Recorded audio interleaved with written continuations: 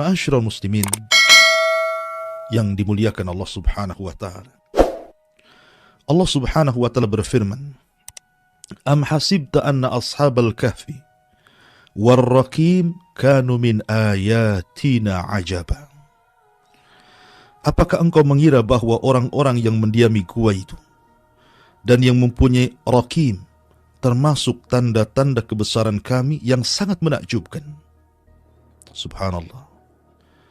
Ketika Ashabul Kahfi sekali lagi berada di sebuah kota yang namanya Absus. Sebagian ahli tafsir mengatakan namanya lain, tapi itu yang masyhur dengan rajanya Dakianus ketika itu. Raja Dakianus ini pada era pemerintahan Romawi kuno dulu adalah seorang penyembah berhala, dan sebagian kaumnya menyembah matahari. Raja yang sangat diktator, memaksakan rakyatnya untuk mengagungkan berhalanya, memaksakan rakyatnya untuk melakukan kesyirikan. Maka siapapun yang tidak tunduk patuh akan perintahnya maka akan ditangkap kemudian dibunuh. Maka masyarakatnya sangat fanatik dengan berhala. Suatu ketika kemudian raja ini membuat pesta perayaan besar untuk mengagungkan berhalanya, mengundang seluruh manusia dari pelosok daerah, datang dari mana-mana untuk hadir ke kota. Dan itu merupakan sebuah keharusan, undang-undang raja.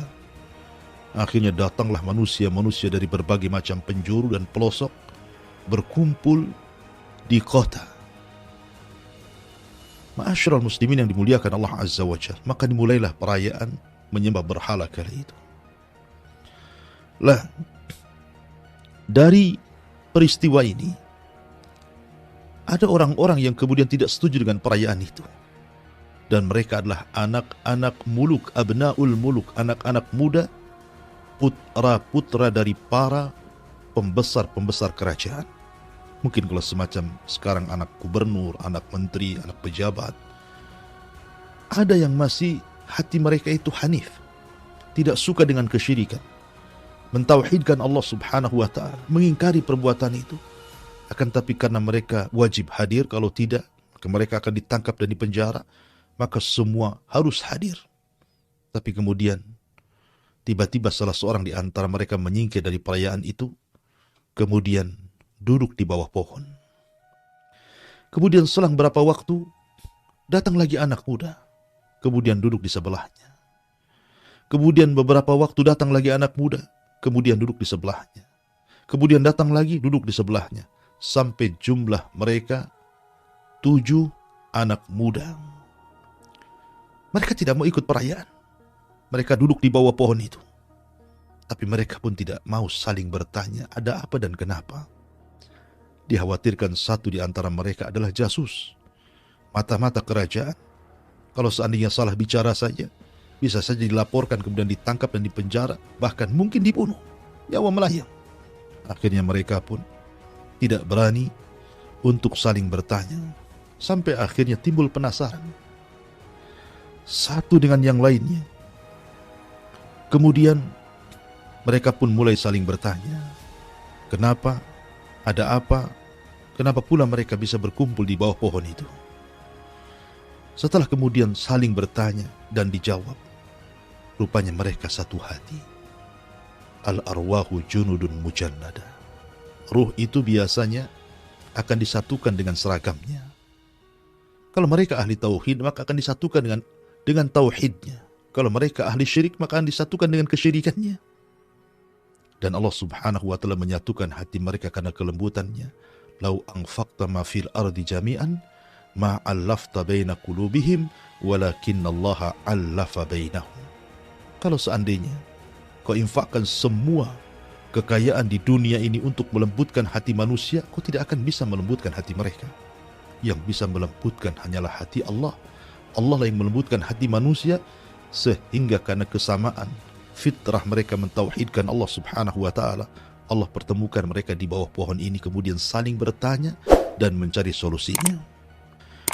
Kemudian akhirnya ketahuan bahwa mereka tidak ikut ihtifal, perayaan kerajaan. Akhirnya mereka pun ditangkap. Kemudian ditanya, apa gerangan Anda tidak mengikuti perayaan raja kami, menyembah berhala-berhala kami? Subhanallah, Allah berikan keberanian kepada anak-anak muda, dan ini perlu dicontohkan. Ashabul Kahfi bukan nabi, mereka bukan para nabi, mereka bukan para rasul, tapi Allah subhanahu wa ta'ala berikan kepada mereka ujian seperti yang diberikan para nabi dan rasul. Keteguhan mereka luar biasa. Maka ini pelajaran bagi anak-anak muda di zaman sekarang. Sab'atun yudhilluhumullahu fi dhillihi yawma la dhilla illa dhillu. Ada 7 golongan yang akan mendapatkan naungan di hari yang tidak ada naungan kecuali naungan Allah subhanahu wa ta'ala. Syabun nasha'a fi ibadatillah. Anak muda yang tumbuh di atas ibadah dan ketaatan kepada Allah subhanahu wa ta'ala. Seperti Ashabul Kahfi. Mereka disebut fityah. Ashabul Kahfi. Ketika kemudian dipanggil oleh raja, kemudian ditanya alasannya, maka mereka mengatakan, Rabbuna Rabbus samawati wal ar. Lan nad'u min dunihi ilahan laqad kulna idan syatata. Haula qaumuna taqudu min dunihi ilahan alihatan laula ya'tuna alaihim bisultanin bayyin faman adlamu mimman iftara 'ala Allahi kadziban. Dan kami teguhkan hati mereka ketika mereka berdiri di hadapan sang penguasa zalim, sang penguasa musyrik, kemudian mereka melakukan pembelaan. Apa yang mereka katakan? Tuhan kami adalah Tuhan langit dan bumi, bukan berhala-berhala itu, bukan bintang bulan. Tuhan kami adalah Tuhan langit dan bumi. Kami tidak menyeru Tuhan selain Dia. Sungguh, kalaulah kami berbuat demikian, tentu kami telah mengucapkan perkataan yang sangat jauh dari kebenaran. Mereka itu kaum yang kami telah jadikan Tuhan-Tuhan untuk disembah selain Dia. Mengapa mereka tidak mengemukakan alasan yang jelas tentang kepercayaan mereka? Maka siapakah yang lebih zalim daripada orang yang mengada-adakan kebohongan terhadap Allah? Subhanallah, keberanian anak muda ini mendakwahkan dakwah tauhid di depan penguasa zalim, penguasa musyrik, penguasa kafir. Subhanallah, afdalul jihad kalimatul haq inda sultanil jair. Seafdal-afdalnya jihad, kata Rasul, adalah mengucapkan kalimat yang benar di hadapan penguasa yang zalim. Karena raja ini diktator. Raja ini diktator. Dakyanus ketika itu raja yang diktator, memaksakan orang untuk menyembah berhala. Tapi anak muda ini tetap saja mengatakan kulil haq walau kana murra. Katakan kebenaran itu pahit rasanya, karena tahu konsekuensinya. Kalau mereka menentang raja, mereka sudah tahu. Tapi subhanallah, Allah takdirkan raja ini tidak langsung membunuh anak-anak muda yang menyelisih agama rajanya ini. Tidak mau menyembah berhala, tidak mau menyembah bintang dan matahari, dan tetap mentauhidkan Allah subhanahu wa ta'ala. Tapi diberikan satu kesempatan, 3 hari untuk berfikir. Kalau mereka selama 3 hari mau merubah keyakinan mereka dari tauhid menuju syirik, dari ketaatan kepada Allah akhirnya taat kepada berhala, maka mereka akan diberikan jabatan tinggi, diberikan kedudukan. Tapi apa yang terjadi? 3 hari itu digunakan untuk lari, digunakan untuk kabur, menghindari ancaman raja. Karena mereka tahu konsekuensinya, mereka akan dibunuh. Akhirnya mereka pun lari sejauh mungkin dari kerajaan itu. Mereka lari ke gunung dan bukit, dan Allah subhanahu wa ta'ala takdirkan mereka menemukan sebuah gua. Dari sinilah kisah Ashabul Kahfi dimulai. Mereka masuk ke dalam gua. Makanya Allah subhanahu wa ta'ala mengatakan di sini, Allah mengatakan, فَضَرَبْنَا عَلَى آذَانِهِمْ فِي الْكَهْفِ سِنِينَ عَدَدًا. Maka kami tutup telinga mereka dalam gua itu selama beberapa tahun. Allah tidurkan di situ. Ma'asyiral muslimin, para pendengar yang dimuliakan Allah subhanahu wa ta'ala, sehingga Ashabul Kahfi ini masuk ke dalam gua itu dan bisa bersembunyi. Maka ketika tahu bahwa anak-anak muda ini pergi, kabur dari kerajaan, subhanallah, lihat pengorbanan mereka. Mereka abnaul muluk, anak-anak raja. Artinya mereka bukan orang biasa. Ketika mereka lari dari kerajaan, otomatis mereka meninggalkan kekayaan mereka, meninggalkan pangkat dan jabatan mereka, meninggalkan nikmat duniawi mereka. Tetapi mereka berkorban seperti itu karena li'la'i kalimatillah. Mereka berusaha untuk meninggikan kalimat Allah, tauhid. Sebagaimana di zaman Nabi SAW, para sahabat harus hijrah dari Mekah ke Madinah, meninggalkan semua kekayaannya, berkorban untuk Islam dan untuk tauhid. Maka itulah yang dilakukan Ashabul Kahfi. Mereka rela lari kepada Allah dan meninggalkan dunia. Korbanan yang luar biasa. Ketika tahu raja bahwa anak-anak muda ini kemudian lari, maka raja pun memerintahkan para prajuritnya untuk mencari dan disuruh untuk menangkap, dipenjarakan, bahkan mungkin dibunuh. Maka prajurit pun menyebar ke sana kemari. Tapi Allah Subhanahu wa Ta'ala takdirkan tidak ketemu. Sampai ada beberapa prajurit yang hampir menemukan gua itu, tetapi mereka tidak masuk ke dalam gua itu karena Allah Subhanahu wa Ta'ala berikan rasa takut. Takut yang luar biasa orang masuk gua itu. Sehingga ketika akan masuk akhirnya takut. Ketika akan masuk mereka ketakutan. Akhirnya mereka berinisiatif untuk menutup gua itu. Dan mereka mengatakan kalau memang betul anak-anak muda bersembunyi dalam gua itu, kita tutup saja gua itu biar mereka mati di dalam dan tidak bisa keluar. Ma'asyiral muslimin, para pendengar yang dimuliakan Allah Subhanahu wa Ta'ala. Akhirnya kemudian anak-anak muda ini setelah berada dalam gua, mereka tidak bisa keluar karena masalahnya pintunya ditutup. Allah Subhanahu wa Ta'ala berfirman, wa idh tazaltumuhu wa ma ya'budun illallah fa'wi ilal kahfi yanshur lakum rabbukum min rahmatihi wa yuhayyi lakum min amrikum mirfaqa. Allah Subhanahu wa Ta'ala berfirman, dan apabila kamu meninggalkan mereka dan apa yang mereka sembah selain daripada Allah, maka carilah tempat berlindung ke dalam gua. Allah bimbing kemana harus lari mereka. Carilah gua, kata Allah. Maka carilah tempat berlindung ke dalam gua itu. Niscaya Tuhanmu akan melimpahkan sebagian rahmatnya kepadamu dan menyediakan segala sesuatu yang berguna bagimu di dalam urusanmu. Ma'asyiral muslimin yang dimuliakan Allah Azza wa Jalla. Tetapi Allah Subhanahu wa Ta'ala melindungi mereka. Karena ini terjadi karena kehendak Allah juga. Allah Subhanahu wa Ta'ala ingin membuktikan bahwa ashabut tauhid, para penyerut tauhid, mereka akan menang dan akan bisa mengalahkan kebatilan. Maka Allah Subhanahu wa Ta'ala jadikan kisah Ashabul Kahfi ini akan menjadi sebuah kisah yang akan merubah dunia kala itu. Dan akan diceritakan bagaimana pengorbanan mereka, bagaimana jihad mereka melawan kebatilan. Ma'asyiral muslimin yang dimuliakan Allah Azza wa Jalla. Maka Allah Subhanahu wa Ta'ala tidurkan mereka dalam gua itu. Dan pintu gua itu tidak semua tertutup, tapi ada cahaya matahari yang masuk. Dan itu bentuk perlindungan Allah Subhanahu wa Ta'ala. Karena Allah yang berkehendak. Apa kata Allah? Wa tara syamsa idza tala'at tazawuru an kahfihim dhatal yamin wa idza gharabat taqriduhum dhatal shimal wa hum fi fajwatin minhu dzalika min ayatillah man yahdihillahu fahuwal muhtad wa man yudlil falan tajida lahu waliyan mursyida. Perlindungan yang pertama, Allah Subhanahu wa Ta'ala berfirman, dan engkau akan melihat matahari ketika terbit condong dari gua mereka ke sebelah kanan, dan apabila matahari itu terbenam menjauhi mereka ke sebelah kiri, sedangkan mereka berada dalam tempat yang luas dalam gua itu, itulah sebagian dari tanda-tanda kebesaran Allah. Barang siapa diberikan petunjuk Allah, maka dia akan mendapatkan petunjuk.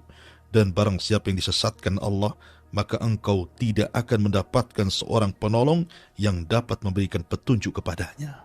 Subhanallah. Allah Subhanahu wa Ta'ala masukkan matahari di waktu terbit dan di waktu tenggelam. Untuk apa? supaya jangan ada hewan-hewan yang sangat membahayakan masuk ke dalam gua itu. Anda bisa bayangkan kalau gua itu gelap terus, tidak ada cahaya yang masuk, apa yang terjadi? Boleh jadi ular masuk, kalajengking masuk, hewan-hewan yang akan menyakitkan masuk, karena mereka suka di gelap-gelap. Tapi ketika kemudian cahaya matahari masuk, kemudian cahaya matahari saat terbenam juga masuk, maka minimalnya tidak ada hewan yang akan menyakiti orang-orang yang ditidurkan Allah Subhanahu wa Ta'ala itu. Dan ini bentuk perlindungan.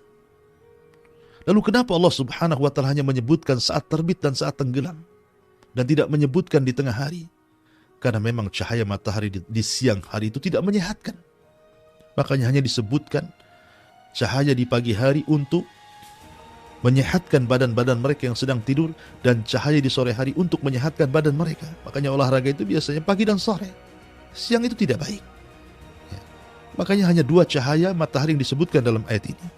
Kemudian pelindungan yang kedua, Allah mengatakan wa tahsabuhum aiqadan wa hum ruqud wa nuqallibuhum dhatal yamin wa dhatal shimal wa kalbuhum basitun dira'aihi bil wasid law ittala'ta 'alaihim lawallaita minhum firaran wa lamulita minhum ru'ba.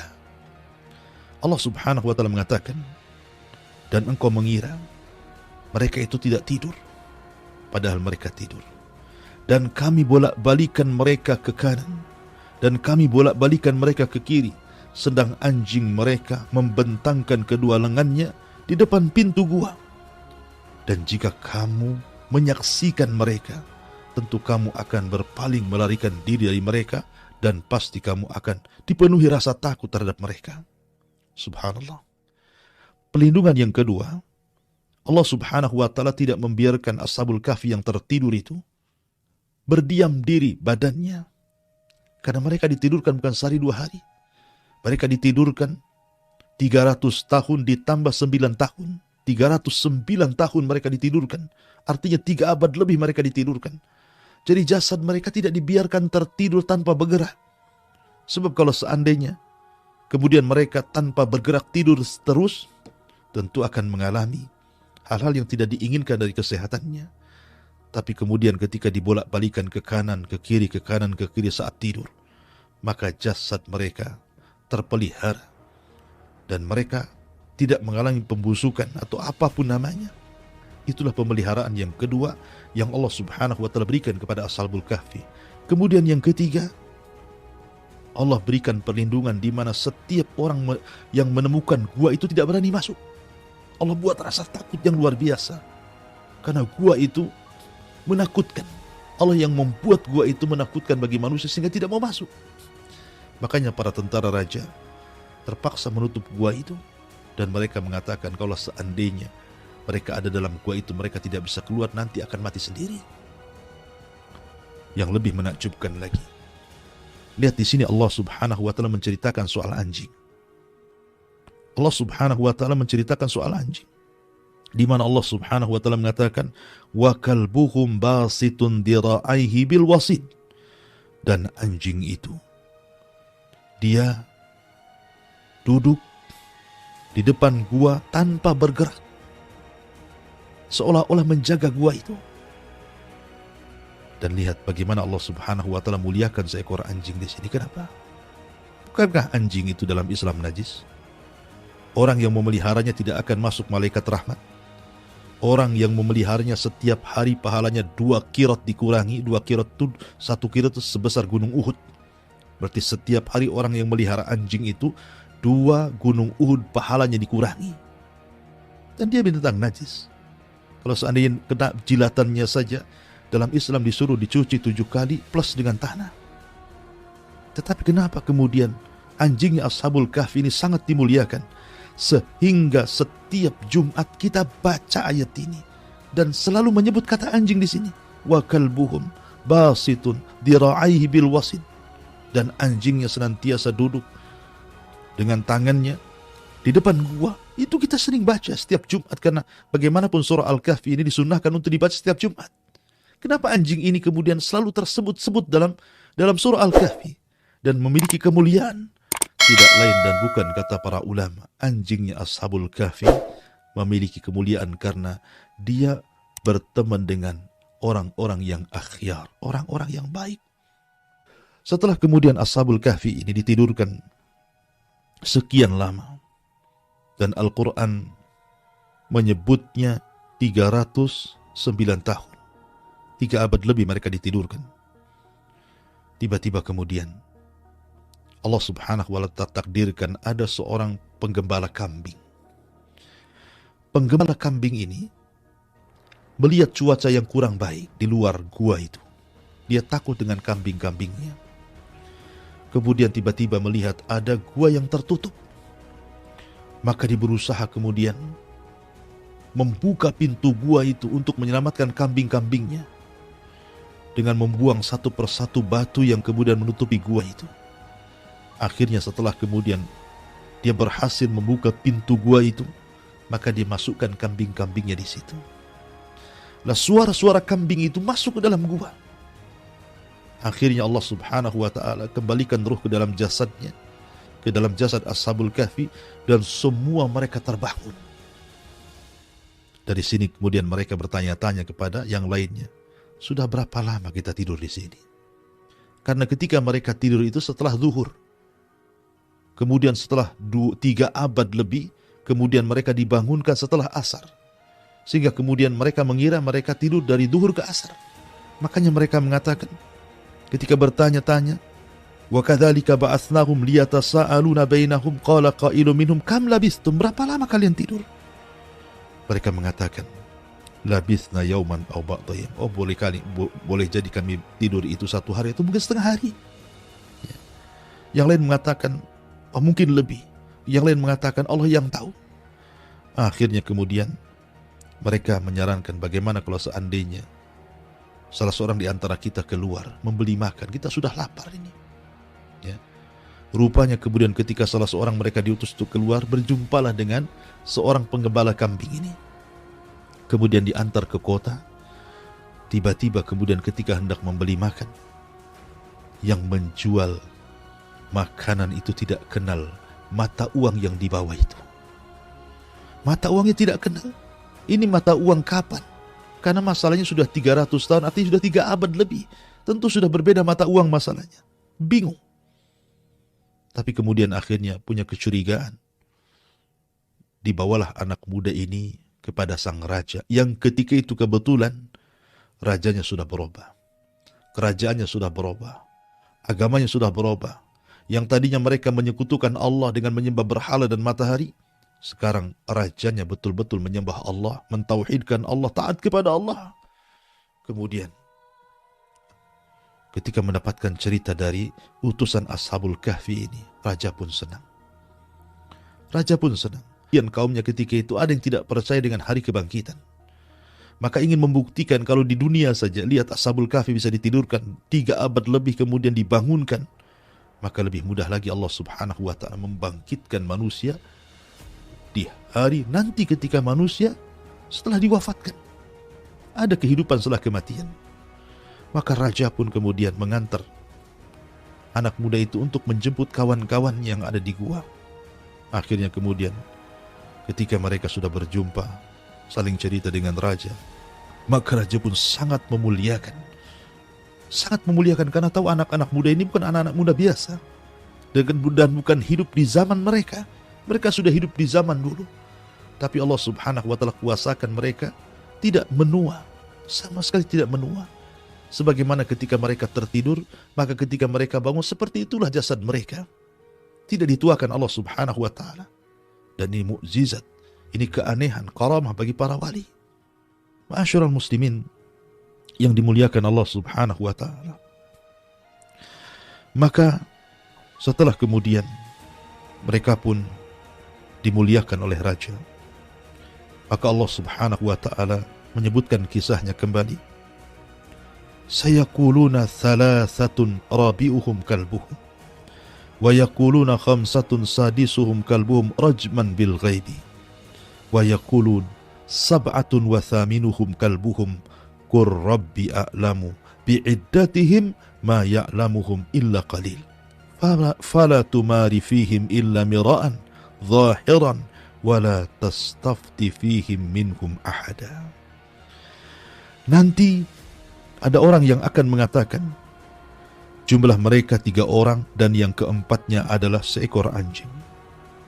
Atau yang lain mengatakan jumlah mereka 5 orang dan yang keenamnya adalah seorang anjing.